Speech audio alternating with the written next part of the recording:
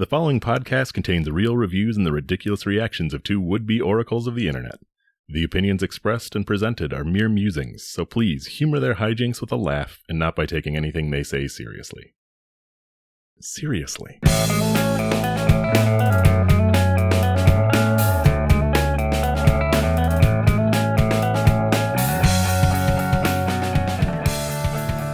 Hello and welcome to ReviewParty.com. I'm Brent. I'm Matt. And we have a show. It's on the internet. It's about internet reviews. Yay! What? From places like Amazon, Yelp, Google. You know the funny little reviews about the people being mad that they got pickles on their McPickle Pounder, or they've got 3 wolves on their shirt and they're pretty excited about it. They go on the internet, they write the reviews, they're funny, we're funny, we made a show about it. I mean, what else is there to say? Get ready for some fun, get ready for some laugh. Get ready. I hope you're freaking glued to your seat, tied to your house. I hope you're strapped to a tree and there's a bulldozer that wants to doze it down. And you're like, no, this tree is older than my grandma. And then they make an episode of Simpsons about it. Simpsons did it. Don't do that. It's an unoriginal idea. But do you have one of those reviews I'm talking about? I do. I need to open up the right browser. Yeah. This feels like it's a viral product, and it almost feels like a viral review. It feels a little familiar, but hopefully it's not just one that you randomly grabbed. This is the Pulidiki Car Cleaning Gel Car Clean Putty Universal Car Interior Cleaner Slime Perfect Cleaning Kit.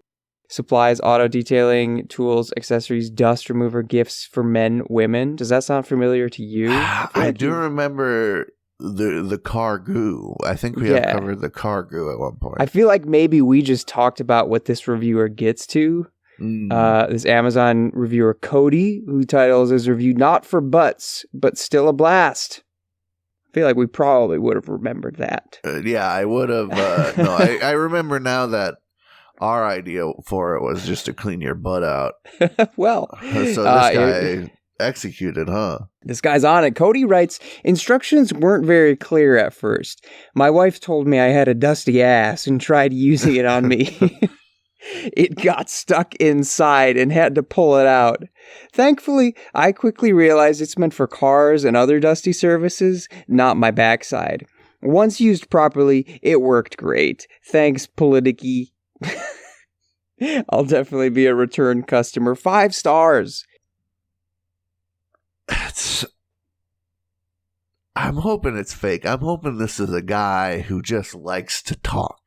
A guy who's like, yeah, I've got a joke now. Everybody needs. Hey, everybody. Right. He's got this joke. He doesn't really know about structures of jokes. So he just said that some goo got stuck in his butt. That was a punchline enough. Which based and true, and then he moved on to the real review. Because I would want to know more. What was the unstuck? He doesn't describe the unstuck. There's a magic leap in the storytelling here.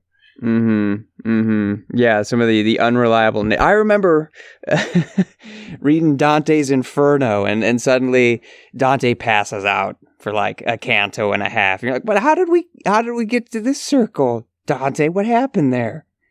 We just expect Virgil. Express. Yep. Virgil dragged your sad sack of bones through a couple circles. He got out a little red wagon, just put him in that shit and wheeled him around.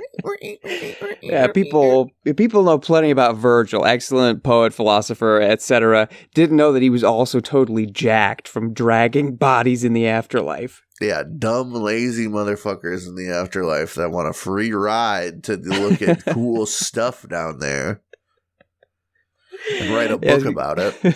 Some rich boy on his little hell safari trying to act all tough. Nah. Yeah, you think Virgil saw any of those royalties?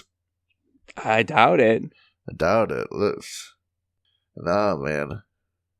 And he was doing all the work. Mans was just fainting, complaining, whining, being afraid. Just like the first people to scale Everest. What was the Sherpa Tintin, something like that? That was the Tintin Virgil. from the comic books? Yeah. That's not I'm forgetting it. Some tinny name like that. That's just Virgil reincarnate, I think. Helping some basic white guy get to the top of the mountain, get to the bottom of hell. One way or the other. Somebody else is always doing the work. Yeah, they really didn't know how to write horror back in the day. Edgar Allan Poe really figured that out. Before then, you would just be like, I'm going to make something so scary, and then the main character will faint, so you know it's scary. That, or they were just like scaring themselves too much. Like, whoa. Something bad's about to happen. I can't write anymore. Then he passes out and wakes up half an hour later. Okay. That was a close one. Also, if it was a better story, they would have described Virgil shitting his pants more often. That comes with the fainting. Dante. But if that were to happen, all you need is the blue goo to shove up your bum and clean that all out. Yeah, if you poop your pants, just put some car goo in there and it'll sort of wiggle it around. I think that was kind of the conclusion we came to. You just need a vat. Or you need the pile of putty in the corner of the room. That's right. You just get the putty pile to replace the bathroom. Well, this guy, allegedly, it wasn't even the poop problem. It was just dusty cracks. Yeah, he had a dusty butt. And that sounds like the type of relationship that would be fun to be a part of. Like, I'm picturing it. It's almost like those sticky hands from the quarter machine, and she's like whipping it at his butt, and he's like, "Nah, honey, no, yeah."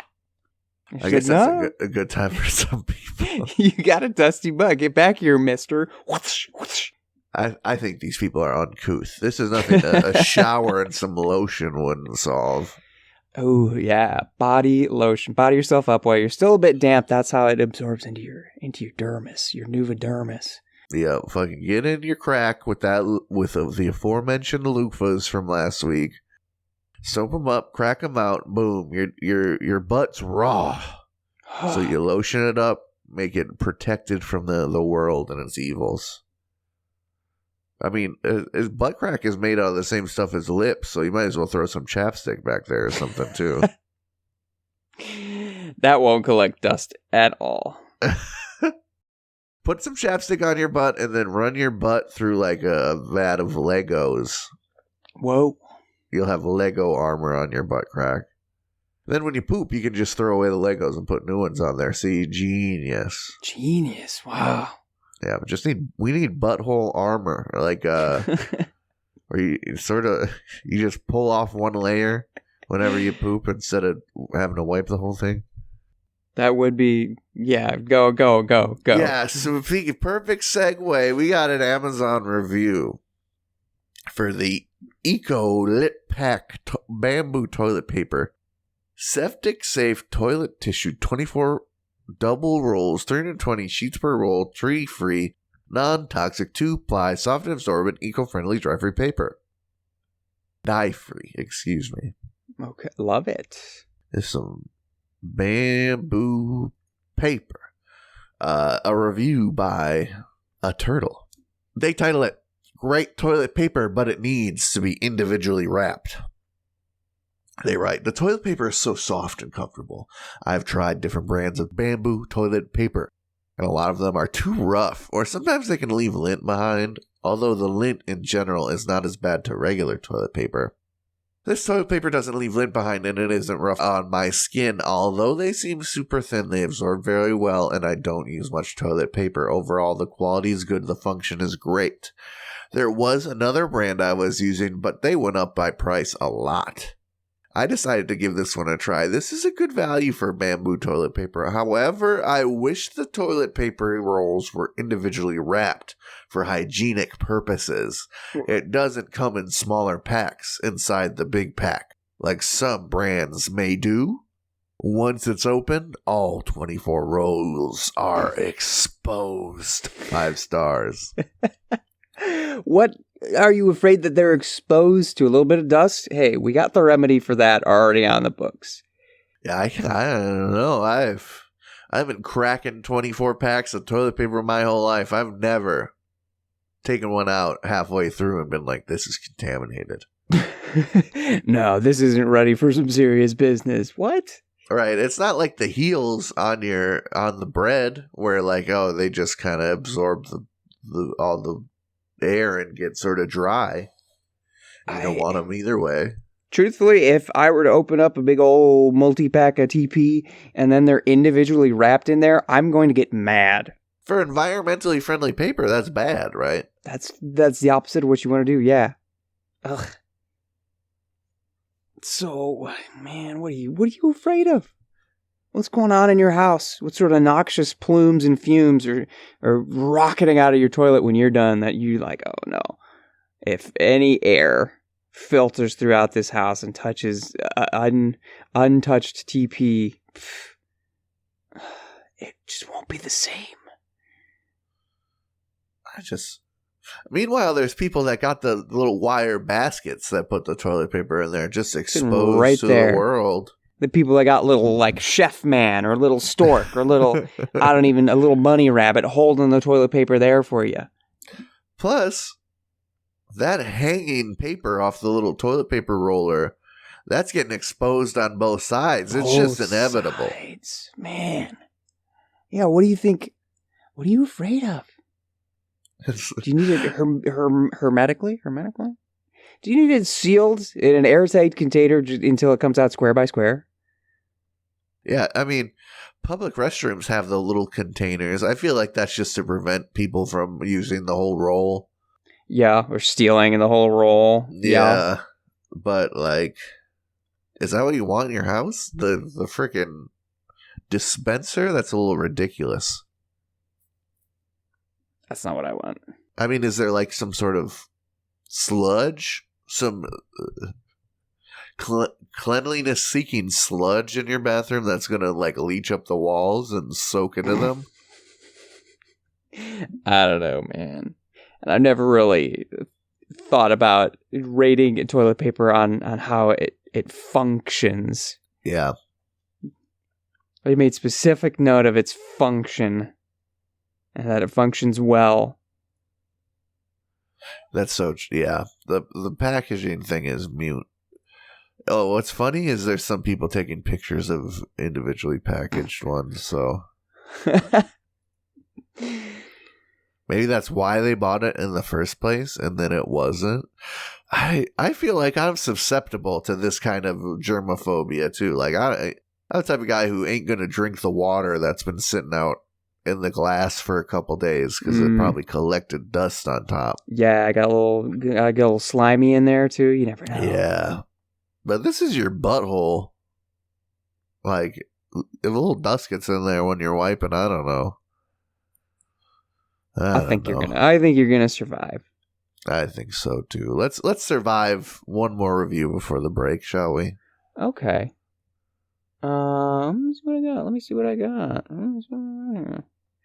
I go for that one. Do I want to go for yeah. I've got a Google review for Hungry Howie's Pizza. Where the heck is Hungry Howie's? See, I never remember these things. I've heard of Howard. So Howard is a chain? Okay. Oh, dang, man. This is like the coolest name. This is, the specific location of this Hungry Howie's Pizzeria is 843 North Van Dyke Road, Bad Axe, Michigan. Ooh. That's just like the hardest. So many hard consonants in that. It makes me feel invigorated. Here's what Kenzie Melnick has to say about Hungry Howard's. Kenzie writes, I live 4 minutes away. Pizza took 45 minutes to get here. I stood on my porch the whole time. Driver showed up after speeding down my road. Took 3 minutes to get out of his car. Then he said he knocked on our door for 5 minutes, which he did not. Then we opened our pizza to find half of it destroyed. We called back and they said they would give us 2 free pizzas and breadsticks. We drove up there and they only gave us breadsticks and 1 pizza. 10 out of 10 would not recommend. Also, you should hire a new delivery pizza. Thumbs down emoji. 1 star.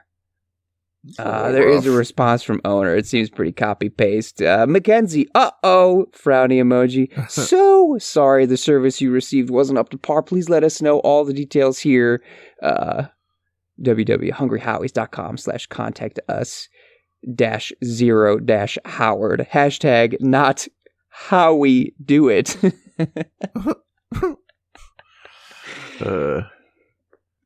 Okay. Well, there's complaints here with various levels of dumbness. The first one is the dumbest.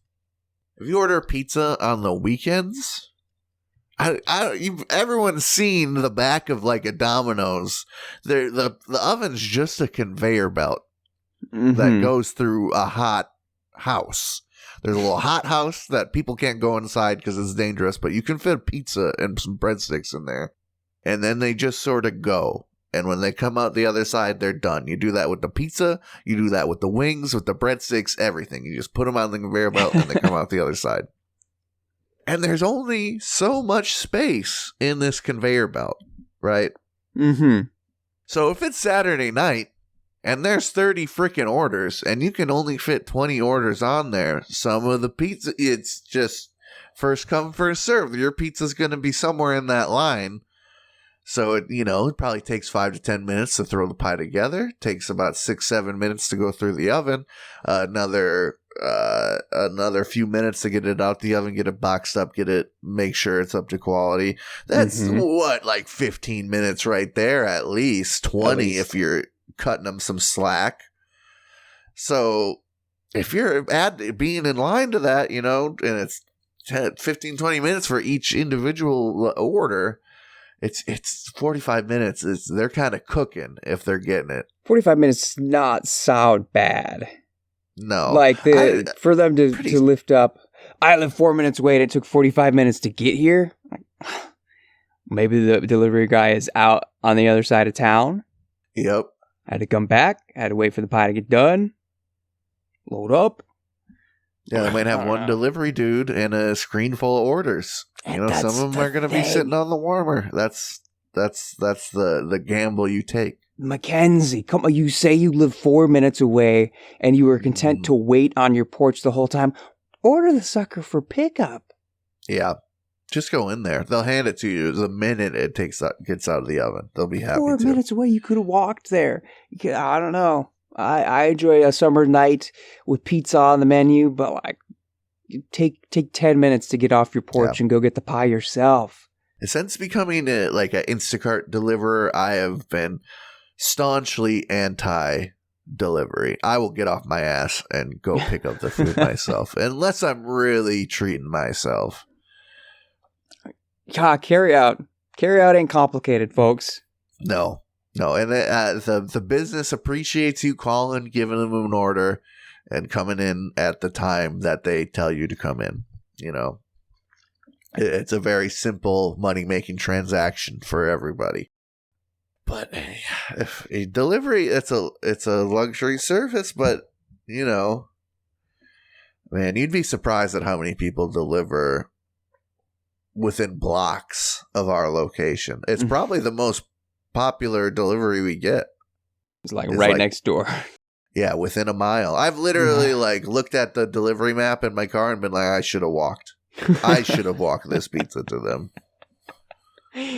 Oh man. This drive is going to be more complicated than just walking across the street. That is why I don't fault the driver. He gets there and it takes 3 minutes to get out of the car. He's probably like, Jesus Christ. These people are right down the street. They're standing on their porch. Yeah. Okay. Let's go, Kyle. Okay. And sometimes and maybe he was just sitting in there texting his girlfriend or something. That's not good, but yeah. Sometimes there's a freaking app you got to deal with now. I got to punch in that I'm at the place. Mm-hmm. There's little phone chores. Maybe it sounds like it's a busy night. Maybe there's some fires back at the restaurant he's got to shoot a text about or something like that. No one cuts anybody any slack anymore. No benefits of the doubts out here. Mm-mm. Just let your delivery guy live a little. But half the pizza being messed up, if that's true, that's unacceptable. You're supposed to go through quality checks and not fuck up the pizza. That's sort of the whole point. So you do have a complaint there. But I don't know. If one guy said, I'm making you 2 pizzas, and then the man, how can you not imagine getting off the phone and be like, hey, can I get 2 pepperoni pizzas? And being like, for the manager's like, for what? And they're like, oh, that person's pizza got messed up. And being like, actually, we're going to give him 1 pizza and we'll throw in those breadsticks. I think that's fine. Yeah. Yeah, brand new pizza, and obviously they could go get it.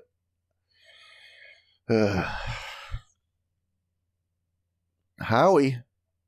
It's not how we do it. It's not how, not how we do it.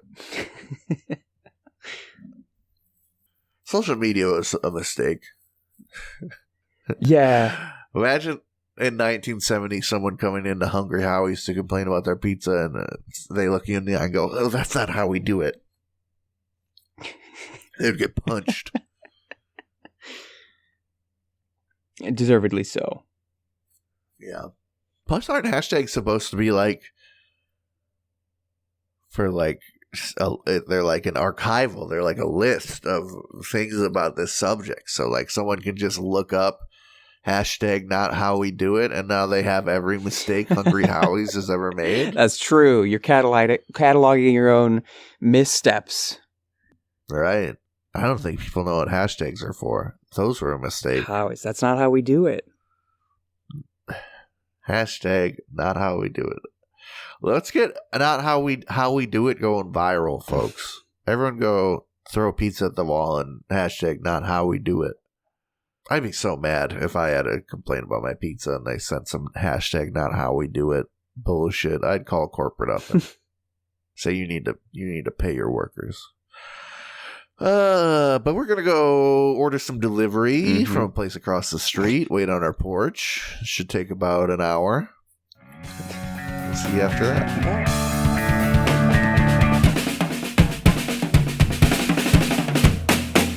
Take a trip with me. Tell me what you see. Staying out till the street. Hey everybody, thank you for listening to our lovely little podcast.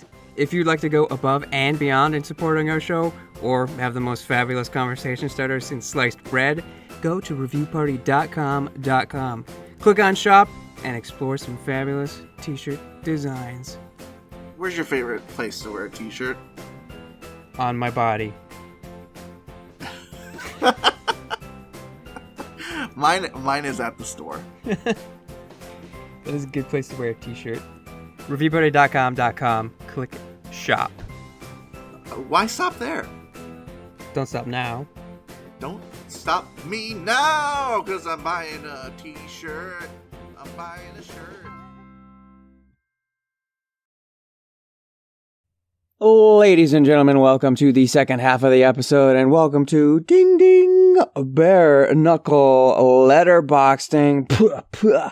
What's that? It's kind of the same segment as Precious Max and Slimming Pile of Reviews, only this is specific to Letterboxd, where movie reviews are the item of every single day, because that's what they do there, okay? Understand? Just means I got a lot of reviews for one movie from Letterboxd. That movie is The Long Walk. Which I did post review to our Instagram at reviewparty.com. If you're a fancy social media user that believes in hashtag not how we doing it, you can go check that out there. As I was searching, I was like, oh, there's just a lot of people got a lot of quips about this movie. So I'll just get a big old pile of quips and read them all in a row. Do you know much about this movie? No, I don't think I know nothing. Nothing. Not a darn thing.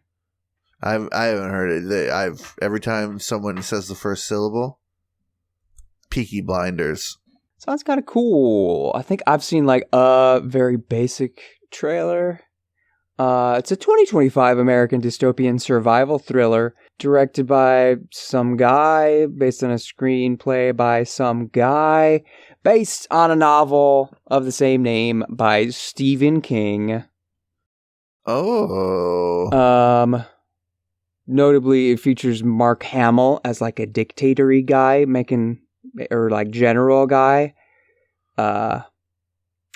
Let's see. I'm not going to read the wiki plot because that's given us way too much. But there's... Okay, the Long Walk aims to inspire patriotism and work ethic among the destitute. 50 teenage boys, one from each state, are chosen, given water and rations, and must walk hundreds of miles nonstop while armed soldiers escort and broadcast it. Those who fall below 3 miles per hour or stop walking receive up to 3 warnings before being executed. The walk ends when only one survivor remains, winning a cash prize and 1 wish. Okay. Though voluntary, people are so desperate for the prize that nearly all young men sign up. Well, that sounds like a cool concept. Yeah, it's a battle royale-esque. A little Hunger Games, but for the boys.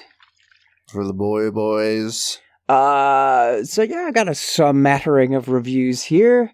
This one is from Ren. Ren simply writes, best panic attack I've ever had, 4 stars. I think a lot of people had the same sort of feeling. They're attached to these teenage boys who inevitably, 49 of them would be killed. Yeah, hey, I mean, that says something about them. Or the performances. I don't know, I haven't seen it. Iris Fevs writes, convinced my Crocs would get me through this, 4 stars.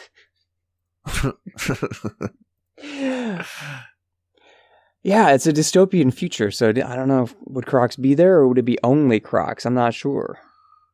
That's true. Because there's 2 options. It wasn't Idiocracy, like... They were like, oh, we need futuristic looking shoes, but this is a horrible idiots run future. And the shoes that it was before Crocs got big, but I'm pretty sure that's movie trivia for you folks.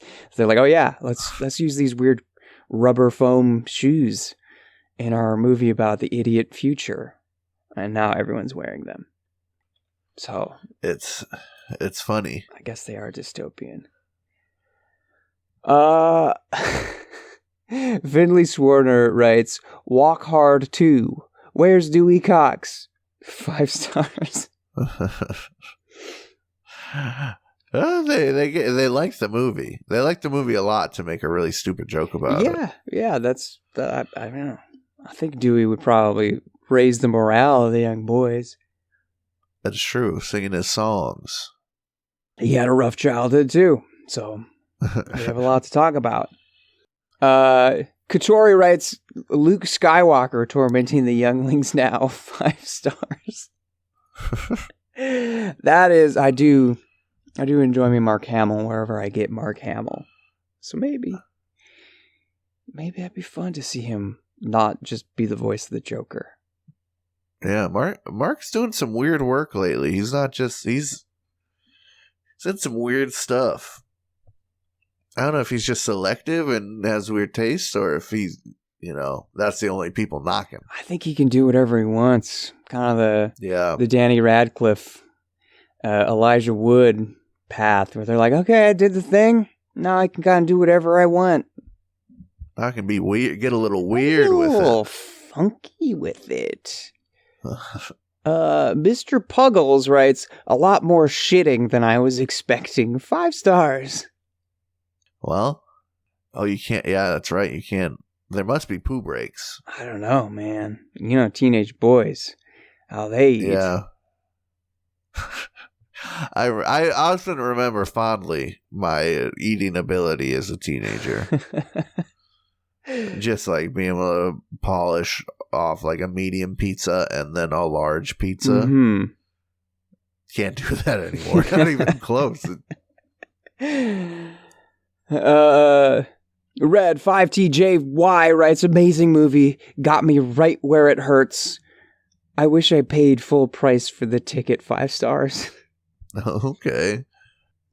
So, Go buy another. something tells me maybe they didn't pay anything at all. One of Mm, them kids watching it on TikTok like they do now, or something like that. yeah, watch 10 minutes. No, you can kind of watch. You can upload like 30 minutes at a time now or something. I guess that's okay. Watching it on a phone screen. Ugh. Abby Yeah. writes, really embarrassed that my legs hurt walking out of the cinema, 5 stars. That's called being an empath. Congratulations. That, or how long is this movie? Does the letterbox tell me? Come on, letterbox, be cool like that. Give me some facts and details. 108 minutes. That's not too long. As far as modern movies go. You get dead leg after that long? Moore, who is a patron on Letterboxd, writes in all caps. Oh, they say Moore's Halloween 2025, so they must be doing a Halloween watch list. But in all caps, they write, how does someone adapt a Stephen King work that makes you want to walk into traffic directly after it's over more than The Mist? 5 stars. I mean, what happens that's so bad in The Mist? The Mist is the one where it ends and like the family is driving out, the people escape the grocery store and they're like, oh, we're out of gas, but we're in the mist still. So the monsters will get us. And then the dad is like, all right, we got 4 bullets and there's 5 of us. So I'll shoot all of you and then I'll go brave the monsters. And then he goes out to brave the monsters and the mist goes like, whoosh, blows away and the U.S. Army is there coming on jeeps and stuff. And he's like, ah! Messed up, brother. Messed up. Yeah, that's that meme where the guy's digging for diamonds and he gives up and underneath him there's a guy Yeah. that continued digging for Yeah. diamonds and he got it. Just got to dig a bit more. Yep. Uh, Just gotta not shoot your kids for like 10 more minutes. Just bro. wait. Just, play a little patty cake first. I don't know. That is a devastating ending. The movie leading up to that is okay, but that ending is a gut punch. So if this is on par with that, I would watch it as part of a Halloween movie marathon. Finally, I'm going to end with this one from James. James writes, first in all caps, later not in all caps. I'll see if I can represent that. James writes, y'all new Charlie Plummer film. I'm literally foaming at the mouth. Don't text or call me. I'm literally so busy. Like, Continuing.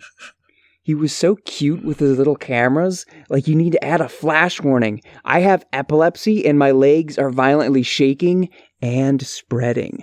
Like, whoa. I need to go chill in a dark, quiet room for a bit. My heart rate's through the roof. Please don't make us wait a year again, King. I miss you too much. 5 stars. How would you feel reading that review about yourself? That one, I like being flattered, but that seems a little crazy. That's a heavy flattery. That's like flatten me with the flattery. Charlie Plummer. He looks like a boy.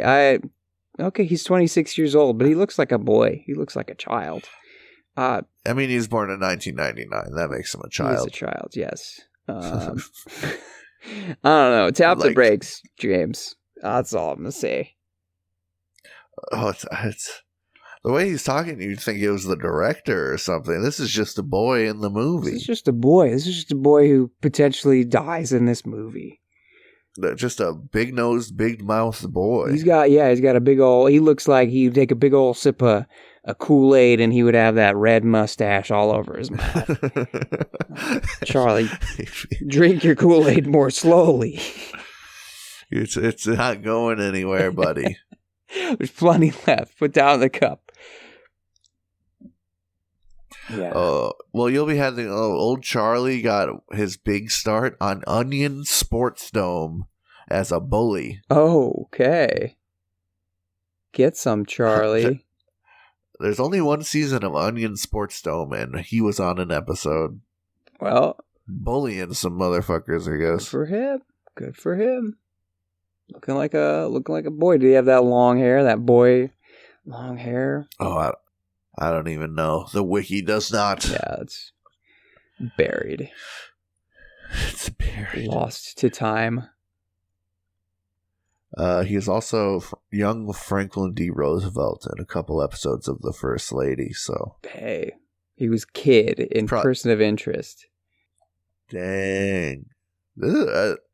When did you find out about this kid and get obsessed with him? Today, after reading James's review. Yeah, I guess so. James just also read a review. It's viral. Well, yeah, that's The Long Walk. I don't know if it convinces you to go see it. You see Mark Hamill torture people. That sounds kind of cool. I like Mark Hamill. I like him yelling. I like him emoting. People are pretty stoked on it for a movie I've never heard about. Mm-hmm. And it's Stephen King wrote it, so gotta have solid bones in there. It's got to have something to it. But that's all 12 rounds of this Precious Max letterboxding bout. Oh, I'm tapping out. Ding ding. I'm deleting that tab group now. I'll read a review. Dang. Why? Oh, it's Google's 27th birthday. I was going to say, why is Google looking so old on the Google Doodle? Sorry for people who are listening to this now. You'll never see it, but You can't go back. There's no archive for those. nope, Google Doodles disappear. We got ourselves a review here for McDonald's. Where did I grab this one from? Might be. Yep. We got the McDonald's on Yakima Ave down in Yakima here. Yakima. Let's listen to Reese C. They're a local. They write, these people are just too stupid and incompetent to live. Oh, God. They forgot my 2 kids' meals. How the crap do you do that?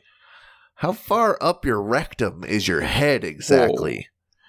Then we start to drive away, realize you forgot 75% of our order. Stop. Tap on your door to let you know you make a mistake. You refuse to acknowledge us. We have to call you and tell you from the parking lot. Then you refuse to apologize? 1 star. There's some big words you're using there, Reese. What the crap? Hey now, buddy. What the frick? What the... What the flip got into these teenagers that they would make a mistake in their minimum wage job? Oh my goodness, don't they know how serious this is? My children will starve. And let me present this scenario to you. You got shorted in your McDonald's drive-through order. What is your next step? I'd start to question how far up their rectums the workers' heads are. Right. Step 1, think about rectums and heads. And then I get mad. And then slam it into reverse and start punching the drive-through window. I'm tapping on all the doors and windows. Like the end. We're crawling on the walls like we're from Us, and we're tapping on the windows and shit. Yeah, Dustin Hoffman ain't got nothing on me when I'm pounding. Boom, boom, boom, boom, boom. Hey! And obviously, review party faithful, we are being facetious here. I don't know, man. You would just drive back around and tell them in the drive-thru, right? That makes a lot of standard sense. protocol? Yeah. On the flip side, if I'm a teenager working a minimum wage job and I see somebody creeping up and tapping on the windows, tapping on the doors, I'm like, lock this place down. There's another psycho out there. And it's just, I don't think if there's something more unreasonably rude from the perspective of the person in the drive-thru, like inside, than slamming on the drive-thru door. It's not for that. It's not a knocker. There's no doorbell there. They'll come and talk to you when they're good and ready. Yeah, it's just like that. That's the easiest drive-thru transaction. You say, oh, you forgot something. I'm like, oh, okay. We don't even need to ring anything up. We just need to grab the bag that must be sitting around here somewhere. Okay, cool. Right, just please.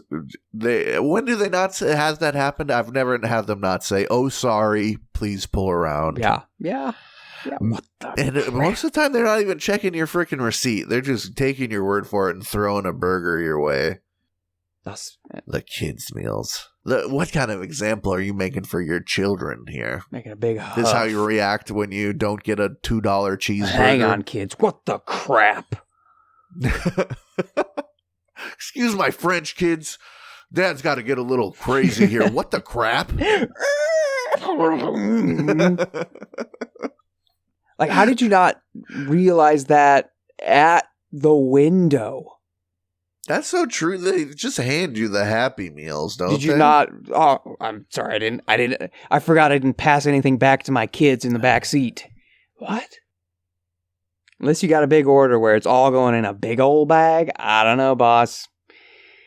Right. But that's not how they do the Happy Meals as far as I know. Yeah, Happy Meals are either in the carton or the bag. And you'd see that nice square shape of the bag for sure. Yeah. The colorful, decorated bag, not that brown that the adults, or the white grease stain that the adults. They got something that's printed with high quality inks. So the kids can just drool over it and get excited about all the toys and salts that they're about to consume.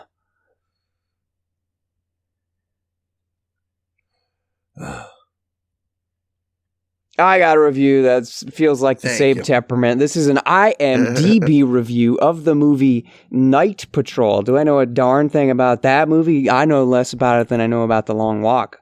But here's what IMDb has to say about it.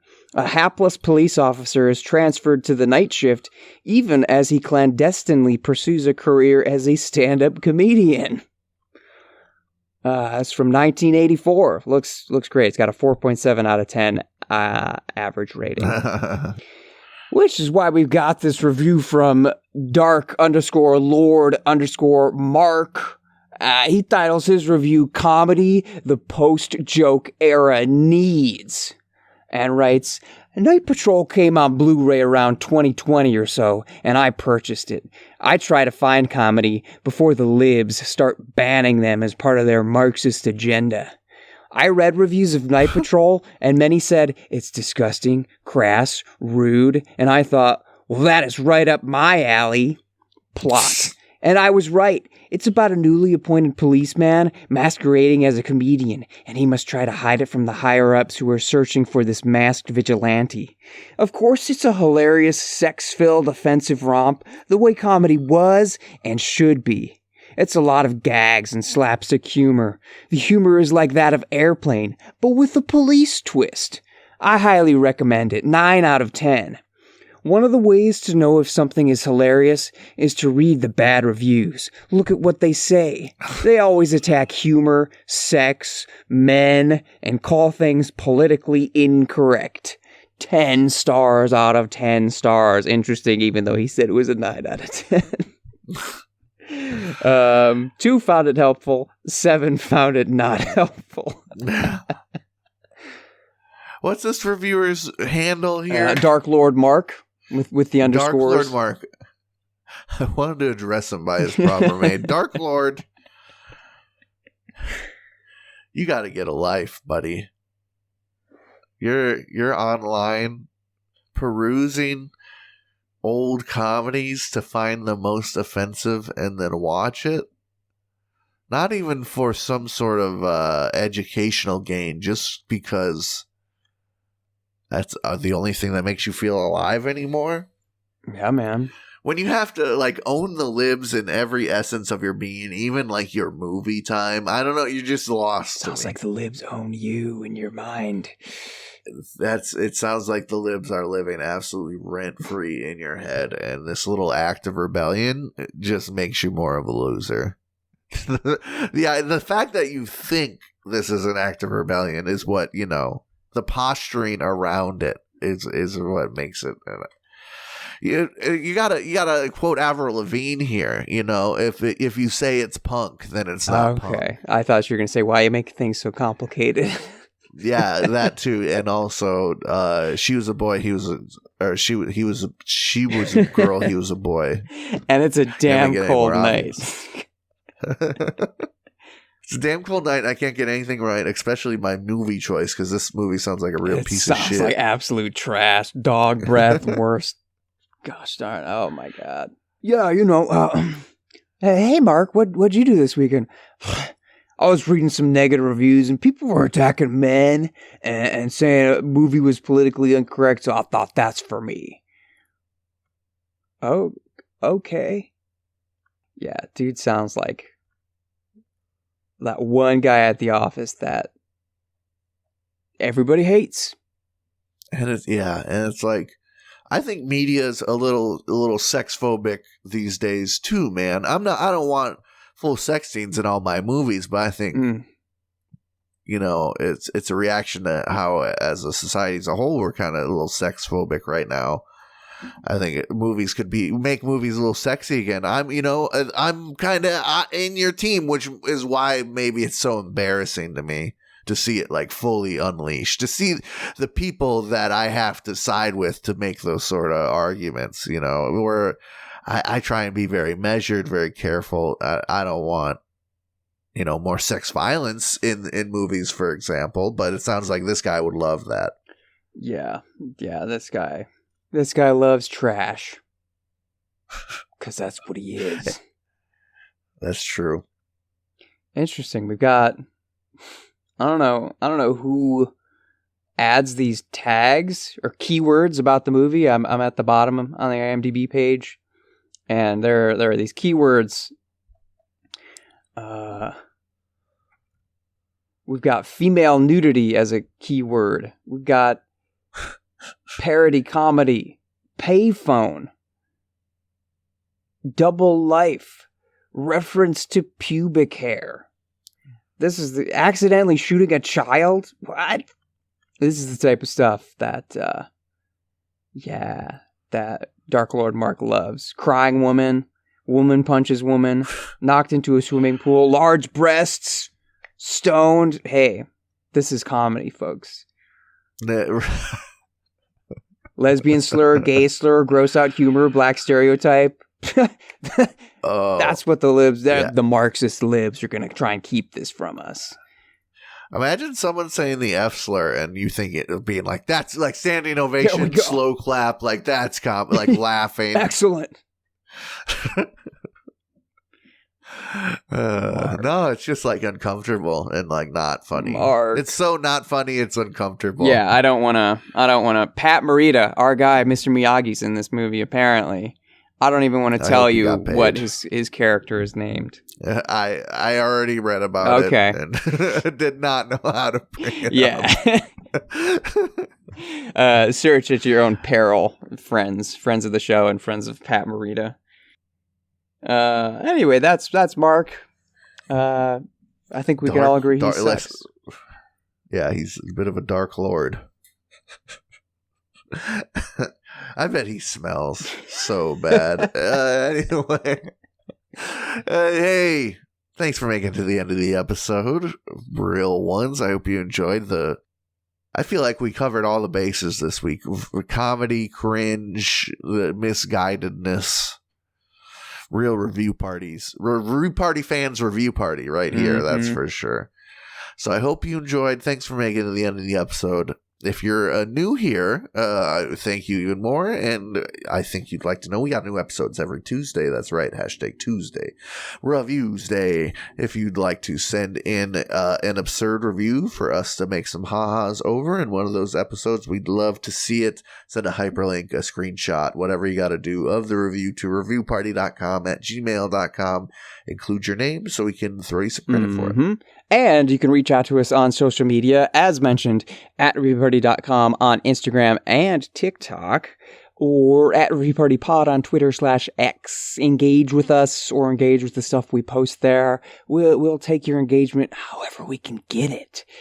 You can also find some of our content on YouTube, Letterboxd that I read those reviews from. We might have some reviews that we've written there. Go check that out and see if we're telling the truth or not. It's like a little scavenger hunt. And there's definitely a scavenger hunt on reviewparty.com. That is our website where you can find blog, listening platforms, shop, secrets. I'm telling you, there's secrets. But what's not a secret is that we have friends from a band that Brent will tell you about now. Nosebleeds. That's the name of the band. They're very talented. They let us use their song. You heard it throughout the episode. It's called Bread for Breakfast. They got multiple versions. We used the old stinky version. They got a 2.0 version. It's very fun. I just thought the 1.0 had a certain garage band feel that fit the Review Party aesthetic and brought me lots of joy. Anyway, they got other songs, all kinds of them. They got a couple cool albums on there. No, an LP and an EP, I think I should say. Once upon a time, they had a funny like reimagining of an Avril Lavigne song that Dark Lord Mark would probably think is super rad. And as a goof, I thought it was funny, but I can understand why they took it down. Anyway. Love those guys. Follow, subscribe, favorite, hit the button whatever the button is where you listen, hit the button. It helps us out like a lot. Review us on iTunes or Spotify.